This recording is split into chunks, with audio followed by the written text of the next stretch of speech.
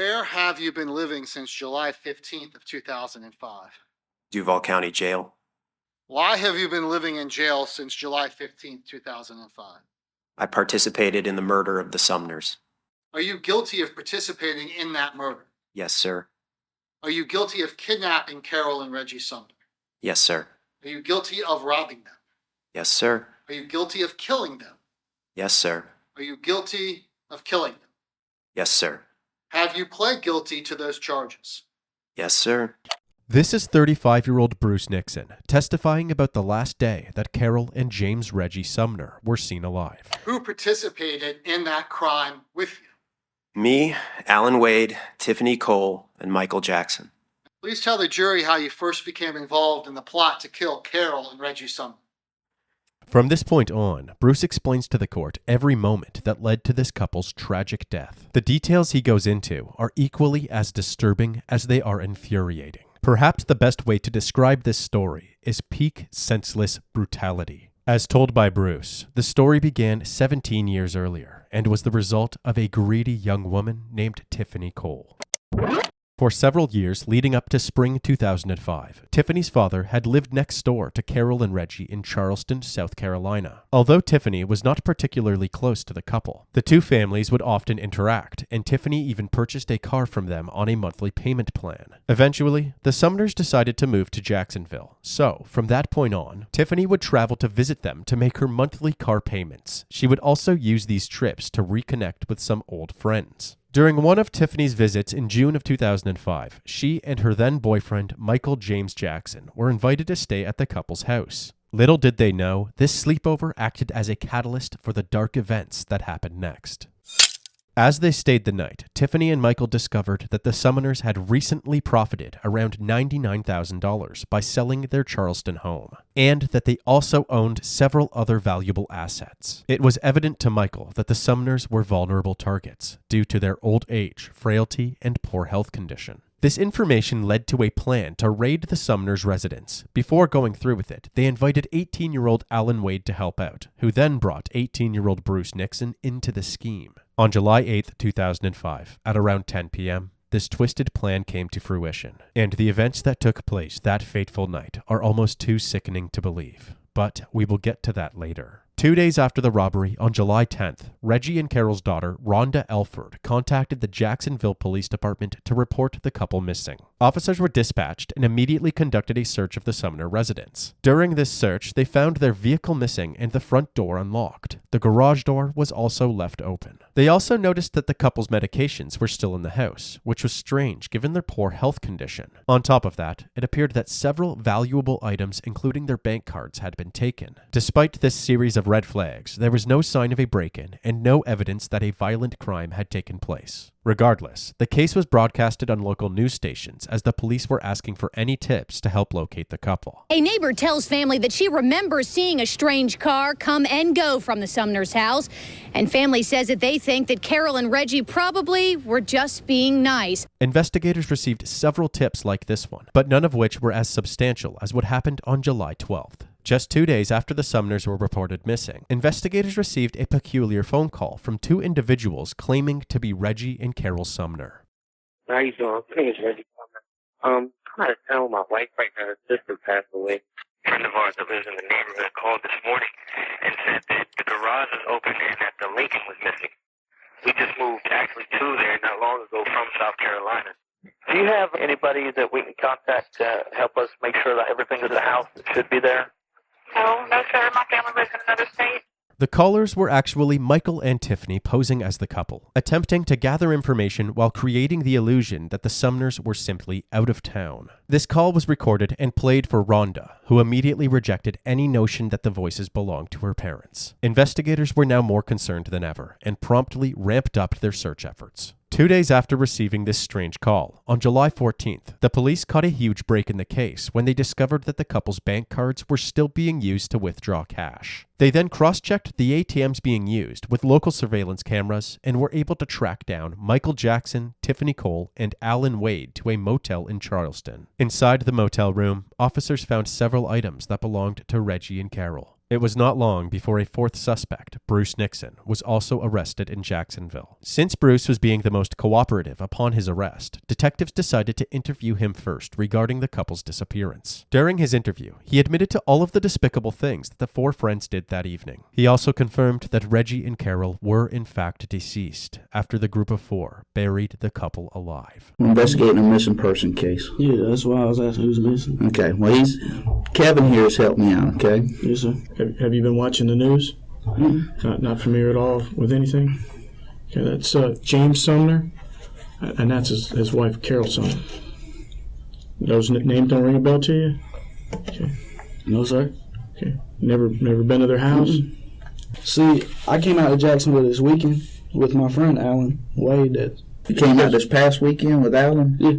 All right. Well, tell us about that weekend. I came out here for a couple days. He came and picked me up or whatever. I went out there with his mom and stayed the night a couple nights. Did y'all hang out with anybody else? One of his friends. Who would that be? Wise. Yeah, his name's Wise or something. Was he there with anybody? Miss Wise? There's a girl with us. I don't know who she is. I think it's his girlfriend. I don't know her. Tiff or something. They call her Tiff.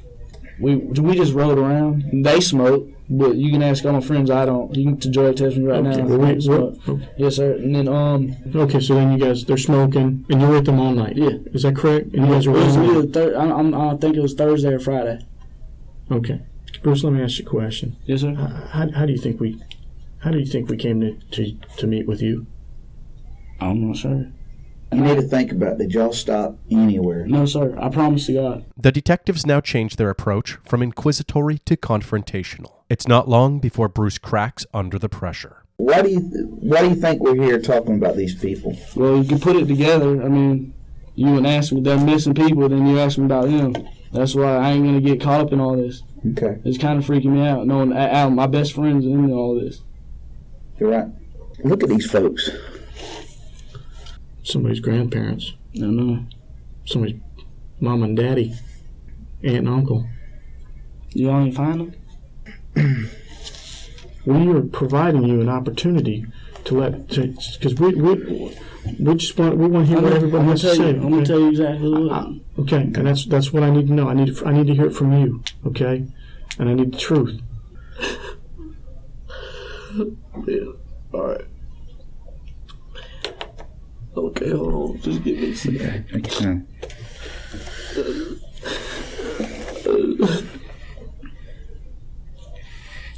I just want to be able to go to school next year and show everybody I'm finished. Ball's in your court. Are you going to run with it and shoot it, or are you going to sit down with I it? think if I tell y'all everything, that I'll get out of a lot of trouble. I think I will. We need you to hook us up then, all right? I'll tell you, but this is what happened. Alan told me that we were gonna rob some people and some money and stuff. Did he know these people? They all knew him. Okay. They were in the house and stuff. Okay. I needed money because I ain't got no family.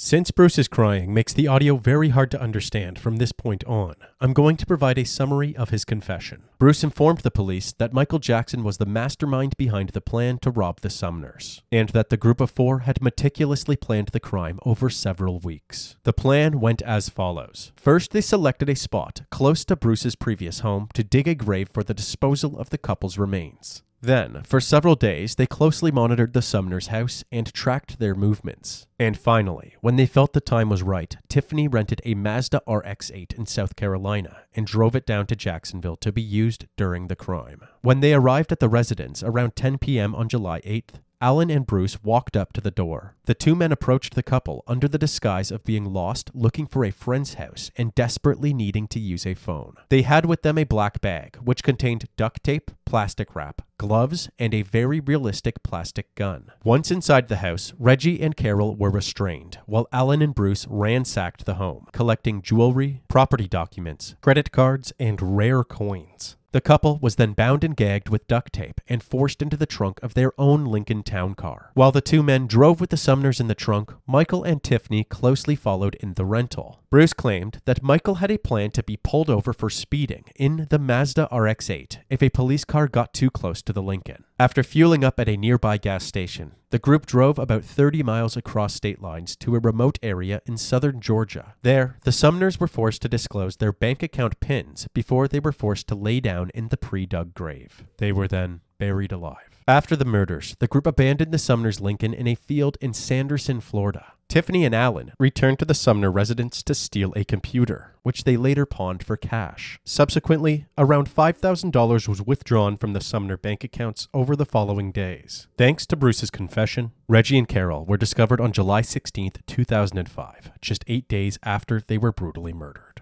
The Sumners' bodies were found days later in a shallow grave in Charlton County, Georgia.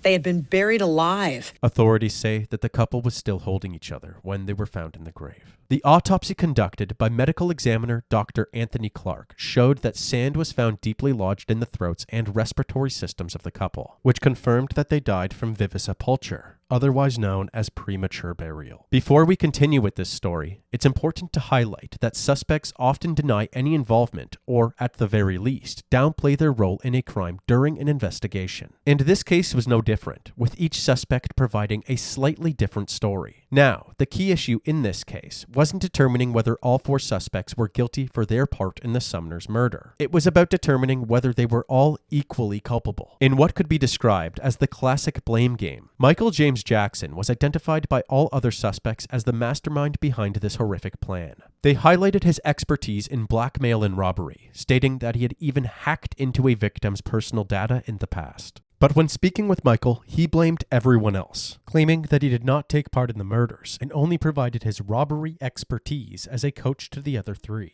You want to be real, man? It was a robbery that happened that shouldn't happen, man. I get approached, man. Hey, there's this much money involved.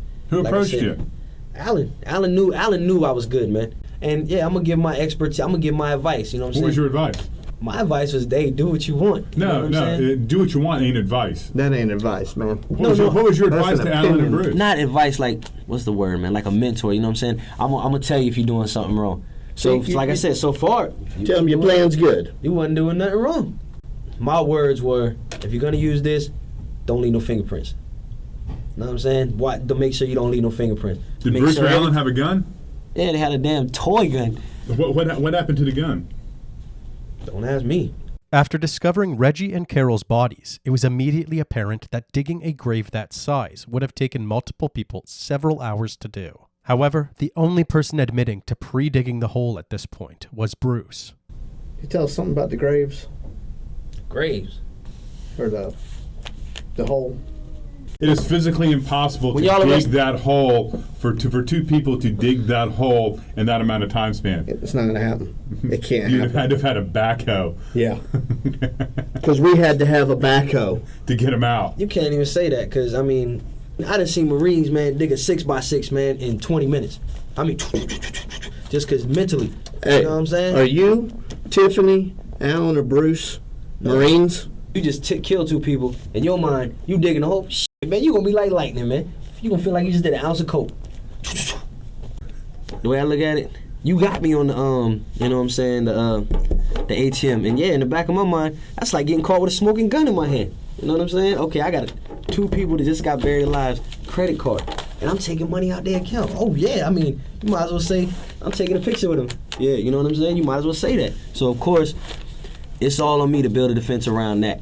Don't you already know they're dead before you go to the ATM? When I used that ATM machine, man, I didn't know nothing about them people being dead. I wasn't at that crime scene, man. I ain't watched no people being buried alive, man. That's real. So full of it, it scares me. One observation you could make about Mike with absolute certainty is that he is incredibly overconfident. At this point, the case built against him was rock solid. He was found with the Sumners bank cards, caught pretending to be them, and had every other suspect indicating that he was guiding them the entire way through. 5 months after his first interview, on June 6, 2006, police received a handwritten letter from Mike stating that he would like to speak with detectives again. This time, he seemed certain that he had the evidence to prove he was only involved in the robbery and not the murder. 2 things.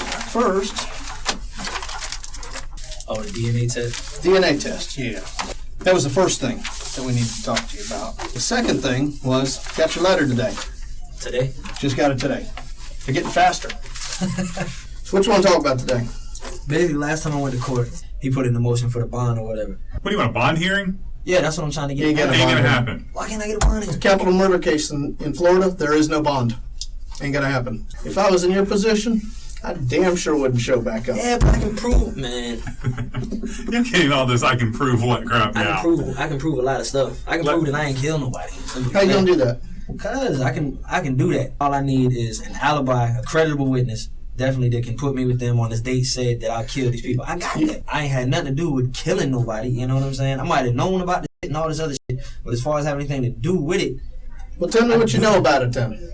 Michael then goes on to tell a brand new story. He now says that he helped Tiffany and Alan come up with the robbery plan and only encountered Bruce at a motel following the robbery. He says that he was at the motel during the night of the murders, and after they finished up with their plan, they returned to the motel and Bruce handed him the Sumners bank cards and asked Mike to figure out a way to access the funds. Bruce and Alan then went to Alan's house for the night, and Mike and Tiffany returned to Charleston in separate vehicles. Tiffany in her own car and Michael in the rental. Needless to say, this new story is instantly shut down by detectives. I know you were there. Okay, Michael, did you know what was going to happen? I don't know. Okay. Do I know you were there? Yeah, I freaking know you were there. If that DNA shit, that should prove if it's okay, no DNA is out there. That'll prove I wasn't there, right? No. What do I need to prove that I wasn't there? I mean, you can think of stories all day, but it ain't going to help. That's what I'm saying. So right now, the only thing I don't know is, you know, were you taking part in putting those people in the ground, or were you standing there going, this is fucked up? This is the only thing I don't know. I mean, if you watched all that shit happen and you didn't have nothing to do with it, you need to tell me about it. You need to tell me every last detail of it. Okay, if I did, let's say if I did watch it happen, I said it had nothing to do with it. How's that going to help me? What's the best thing that can come out of what's the best thing that can happen to me? If the whole truth, y'all get there, if everything comes out positive. Everything comes out. The absolute best thing is, they're probably not going to seek the death penalty. Okay? But that's on the table right now. We can't make that deal. Okay? Nope. That's up to the state attorney and your attorney. You come wholly clean with them, or wholly clean with us after talking with them, you know, they can make those arrangements. I can't do that. Okay? Michael is beginning to understand that he cannot lie his way out of this situation, since police have crucial evidence linking him to the crime scene, including his fingerprint inside the Sumners Lincoln. Not only that, but mentioning the death penalty seemed to cause a shift in his behavior, causing him to appear more desperate to reach some sort of deal. The next thing he tries to do is offer up information about other crimes, likely hoping that he can negotiate a lesser charge. You said aside from this, you know a whole bunch of other stuff, a whole bunch of other gang of shit. Like what? How serious the stuff we're talking about? What murder, drugs, all kind of shit. I'm talking about elite, right there in front of you. I'm talking about some serious shit. Look up the murder in Blanding that happened with the expedition. The dude ain't died. They took him to the hospital, but he didn't die. But the other motherfucker got away. I know where he at right now. Like I said, I know where a gang of drugs is right now. I'm talking about keys of dope. If I ain't gonna get a bond, I at least gotta get, you got to do something. You know what I'm saying? Something. I got 4 notepads. I can fill them. I ain't gonna say I can fill them, but...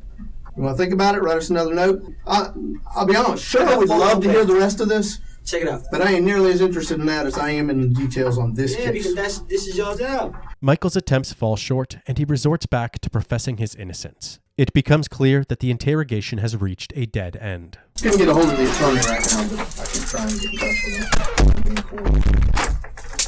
Michael was then escorted back to his cell, where he remained until his capital murder trial began in 2007. The evidence indicated that Michael planned and participated with Alan Wade, Bruce Nixon, and Tiffany Cole in the robbery, kidnapping, and murder of Carol and Reggie Sumner. A jury, by a vote of 8-4, recommended the death penalty for the then 24-year-old Michael. Michael James Jackson was sentenced to death in August of 2007, along with co-defendant Alan Wade. Michael's death was scheduled for March 6, 2008. Bruce Nixon pled guilty to second-degree murder and received a sentence of 45 years in prison. During Tiffany Cole's week-long trial in October of 2007, her attorneys Quentin Till and Greg Masor argued that she had been under Michael's influence and maintained that she was unaware that the Sumners would be killed. In fact, Tiffany stuck to the same story throughout the entire investigation. She stated that she was a willing participant in the plan to rob the couple, but she was only made aware that they were duct-taped in the trunk of the car as they drove away from the house.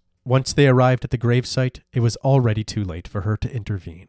Please remember that I didn't do this. I'm not the monster that created this, but I'm sorry I met him. Assistant State Attorney Jay Plotkin contended that the motive for murder was clear. Tiffany had a relationship with Reggie and Carol Sumner, and due to her and Michael's greed, they plotted to rob and kill the Sumners that night. This defendant had a personal relationship. Tiffany claimed she was not guilty of first-degree murder because she did not personally kill or bury the bodies. However, under Florida law, a person can be held equally responsible for a crime if they participated in it, even if they did not directly commit the act. Perhaps the most damning piece of evidence presented at the trial was a series of pictures that captured Tiffany, Alan, and Mike celebrating their heist 2 days after the murder, drinking champagne in the back of a limousine. These pictures painted Tiffany as a heartless conspirator who had zero remorse for the neighbors who were once considered family friends. On March 6, 2008, Tiffany Cole was sentenced to death at a jury vote of 9-3. New developments in a big local story that we've been following since 2005. The Florida Supreme Court has thrown out the death sentence for Tiffany Cole, accused of murdering a St. Nicholas couple by burying them alive in Georgia. Joy went back into the News4Jax archives and has this update for us. Joy. Mary, this was a story that so many people have followed. Carol and Reggie Sumner, they were reported missing by family, and days later we learned they had been kidnapped, robbed, and then buried alive. Now Tiffany Cole's death sentence has been thrown out. In 2016, the U.S. Supreme Court ruled that Florida's previous law allowing non-unanimous jury verdicts in death penalty cases violated the Sixth Amendment. As a result, Florida was required to resentence over 150 convicted felons. Under this new law, which applies to anyone sentenced after 2002, a jury vote must be unanimous in order to sentence a convict to the death penalty. Subsequently, in 2017, the Florida Supreme Court ordered new sentencing hearings for Tiffany, Michael, and Alan because their juries had not unanimously recommended the death penalty. Today in Duval County, a high-profile death penalty case is going back to trial as two men convicted in the 2005 murder of an elderly Jacksonville couple are resentenced. Alan Wade and Michael Jackson were sentenced to death along with Tiffany Cole after they were convicted of murdering Carol and Reggie Sumner by burying them alive. Now, at the time of sentencing, the judge in the case said that he could hardly envision a death more painful and vile. Because the three death penalty verdicts were not unanimous, they were thrown out in 2017, requiring new sentencing hearings. Michael and Alan's resentencing was initially set for June 2022, but due to Alan's emotional outbursts in court, the judge decided to hold separate retrials for the co-defendants. Alan's trial proceeded that same month, with his defense arguing that he was not the mastermind behind the murders, and therefore he should not receive the death penalty. During their trials, state prosecutors had Bruce Nixon testify against the three other suspects, in which Bruce emphasized that Michael Jackson was indeed the mastermind. This brings us right back to the testimony at the beginning of this video. Are you guilty of kidnapping Carol and Reggie Sumner? Yes, sir. Are you guilty of robbing them? Yes, sir. Are you guilty of killing them? Yes, sir. Who participated in that crime with you? Me, Alan Wade, Tiffany Cole, and Michael Jackson. Please tell the jury how you first became involved in the plot to kill Carol and Reggie Sumner. Alan came over with the RX-8, came over to my house, and he asked me about robbing somebody. Tell the jury what happened when you finally found a place to dig this hole. After we found a hole, we started digging a hole. Tiffany was holding a light while we was digging a hole. And who dug the hole? Me, Alan Wade, and Tiffany, Michael Jackson. Tell the jury at this point when you're digging the hole, what is your knowledge about what's going to happen? That a robbery going to be taking place? And how is the hole going to be related to the robbery? How? I didn't know then. Did you know the hole was related to the robbery? Yes, sir. In some fashion? Yes, sir. Now, why are you doing this? Why are you participating in this plan? For money. Because I ain't really have nobody to support me, so the only way I thought to get money was to do this. How much money was discussed? $200,000. How much? $200,000. Now, what happens when that door opens up and you ask to use the phone, you and Alan Wade? We walk in the house. And pulled out the phone, and then we were walking in. Alan grabbed Mr. Sumner and sat him down in the chair. Then I pulled out the gun. That's when we said, you know what I'm saying, we need your bank cards and stuff. Who pulled out that phone line? Alan Wade. And what were you doing when Alan Wade, right after he pulls out the phone line? I had the gun on Mr. and Mrs. Sumner. Tell the jury what was happening while you were guarding the Sumners. Michael Jackson and Alan were going around looking for bank statements and stuff. Was a large pile of mail and statements actually taken from the home? Yes, sir. What was the next thing that happened after they found what they were looking for? Michael Jackson went out to the car and told us to bring Mr. and Mrs. Sumner into the Lincoln. And did you do that? Yes, sir. What happened when you got there? We were helping them in the car. We put them in the trunk. Did you give anyone any water or anything like that? Yes, sir. Miss Sumner said she was thirsty, so I walked over to the refrigerator and got her a bottled water. How did she drink the bottled water if she had tape on her mouth? I took the tape off of her mouth. Did you put it back on? Yes, sir. Tell the jury how the Sumners were able to get into the trunk. We helped them in there. Me and Alan helped them. Tell the jury what happens when you get out there. When we get out there, we pull up to the grave site. Michael Jackson went up to the car and popped the trunk and seen that the duct tape was off of them and started screaming, started talking about putting duct tape back on them. So I walked around and put duct tape back on them because I didn't put it on real tight. I just put it on there so back over their eyes and stuff and over their arms and their feet because they got all the way out of it. Now, what were the Sumners doing in the back of the trunk when they had gotten out of their duct tape? They were hugging. Why did Michael Jackson get so upset about their duct tape being? Because he said that when he killed them that he didn't want them to see him because it was a mind thing. Did you know what was going to happen to the Sumners? Yes, sir. What was going to happen to the Sumners? They were about to die. And you knew that? Yes, sir. Bruce Nixon's testimony proved instrumental in the convictions for the rest of the group. Before being resentenced, Alan was given a chance to speak to the court directly. I can promise that the person capable of doing these things no longer exists. I'm finally on the path to being the man that I always wanted to be. I've decided to, I've dedicated my life to being virtuous, devoted, and loving. Again, none of this is meant to justify or defend my inexcusable crimes. I wholeheartedly wish there was something I could do or say to heal all the hearts I've broken, to ease the animus, and to undo my gross violations against humanity. That's all. After several days of testimony, Alan Wade was resentenced to life without the possibility of parole. Michael Jackson and Tiffany Cole would later have their resentencing in August of 2023. Michael James Jackson was the ringleader of a group who buried Reggie and Carol Sumner alive in 2005. News Project reporter Ashley Harding joins us live. And Ashley, Jackson's retrial was originally set to begin last year. That is true, Bruce and Amanda. Yeah, he was supposed to be retried with his co-defendant Alan Wade last year, but the judge agreed to separate the two cases after Alan Wade started crying during jury selection in the courtroom. Now, Wade's resentencing went on as planned last year, but now it's Michael Jackson's turn. Jackson is the one who came up with the plan to kidnap, rob, and murder the Sumners. This is the second time that he's tried to appeal his case. Now, defendant Tiffany Cole is set to be resentenced again in August. With all evidence and testimonies pointing to Michael James Jackson as the mastermind of the crime, a jury resentenced him to the death penalty in a majority vote.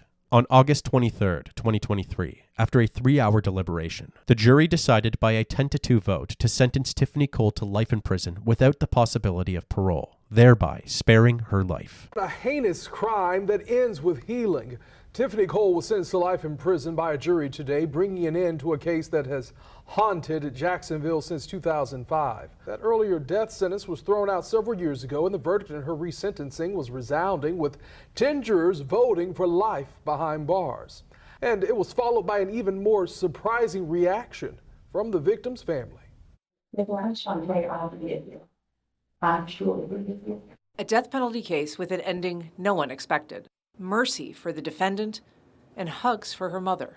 The Reverend Jean Clark lost her brother Reggie Sumner and his wife Carol in a crime of almost unparalleled brutality, bound with duct tape and buried in what prosecutors called a death pit. Several witnesses testified that Cole is a changed person, a woman of deep faith capable of helping others. At the time of Tiffany Cole's appeal, there were 394 individuals on death row, with only 5 of them being women, including Tiffany Cole. Tiffany Cole, who is now 42, is currently serving her life sentence in the Lowell Correctional Institution in Ocala, Florida. Bruce Nixon, who is now 37, was sentenced to 45 years in prison and is currently serving his time at the Cross City Correctional Institution in Cross City, Florida. Michael James Jackson, who is now 42, is currently on death row at the Florida State Prison in Rayford, Florida. And finally, Alan Wade, who is now 37, is serving his life sentence also at the Florida State Prison. Since his conviction, Alan has since married a French woman named Sigrid, who he met by mail. The couple welcomed a baby boy in 2021,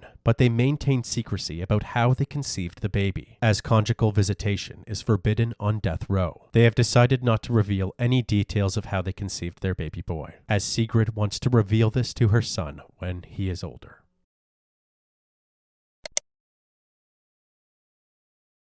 What is death going to bring but death? I mean, what good is that? Whereas if there's life, then there's hope. The world does lack compassion, and we want to show that compassion for others. There are people that do wrong things, but I believe in second chances. A belief evidently shared by Tiffany Cole's jury. Ann Schindler, First Coast News, on your side.